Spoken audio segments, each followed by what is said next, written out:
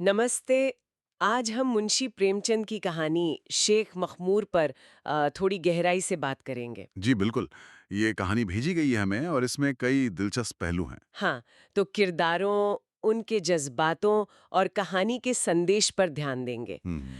चलिए शुरू करते हैं। तो शुरुआत में हम देखते हैं कि चीफ नमक खार की जो बागी फौज है उसे कामयाबी मिल रही है। हाँ, मतलब वो शाही खजानों पर छापे मार रहे हैं, किले जीत रहे हैं। बिल्कुल।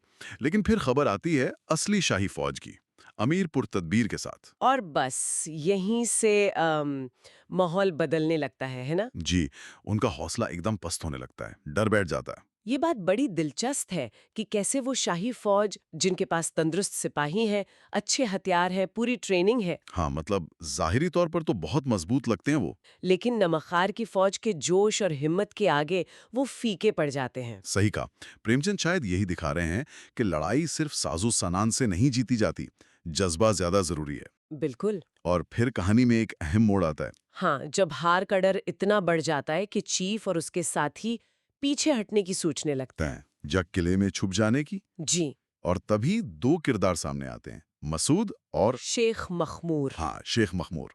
पहले मसूद बोलता है काफी जोश में। जी, वो कहता है कि छिपना तो कायरता है, हार मानने जैसा है, हमें सामना करना चाहिए। वफादारी और बहादुरी की याद दिलाता है। हम्म। लेकिन फिर आवाज आती है शेख मखमूर की। और वो बात ज्यादा गहरी है। हाँ, वो याद दिलाते हैं कि ये लड़ाई सिर्फ जमीन के लिए नहीं है। बिल्कुल। वो कहते हैं, तुम हक की हिमायत और सच्चाई की हिफाजत के लिए लड़ रहे हो। तुम्हारी हिम्मत ही तुम्हारी फतह है। मतलब ये पंक्तियां तो सीधे दिल पर लगती हैं।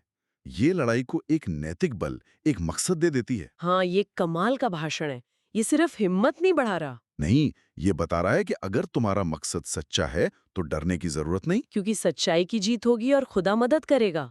जी, ये वो बात है जो हारी हुई बाजी को पलट सकती है, पूरा नजरिया बदल देती है। और फिर कहानी में एक और परत खुलती है। हाँ, जब पता चलता है कि ये जोशीला प्रेरक शेख मखमूर, असल में वही नौजवान मसूद है। बिल्कुल, ये भी बड़ा दिलचस्प मोड़ है। क्या मतलब निकलता है इसका? शायद ये कि मुश्किल वक्त में जो राह दिखाता है वो कोई बाहरी नहीं होता। हो सकता है वो हमारे बीच से ही उभरता है, शायद भेस बदल कर, ताकि लोग उसके पद को नहीं, उसकी बात को सुने। सही कहा। और कहानी का अंत भी काफी सकारात्मक है। जी, बागी जीत जाते हैं।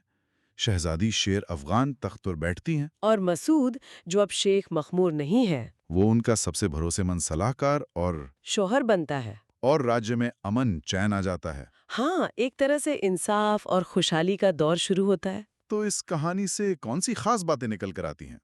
मेरे ख्याल से पहली तो हिम्मत। जी, सच्ची हिम्मत और बुलंद इरादा मुश्किल हालात में हथियारों और तादाद से ज्यादा मायने रखते हैं। दूसरा, नेतृत्व का असर। हाँ, शेख मखमूर यानी मसूद के शब्दों ने कैसे पूरी फौज का हौसला बदल दिया।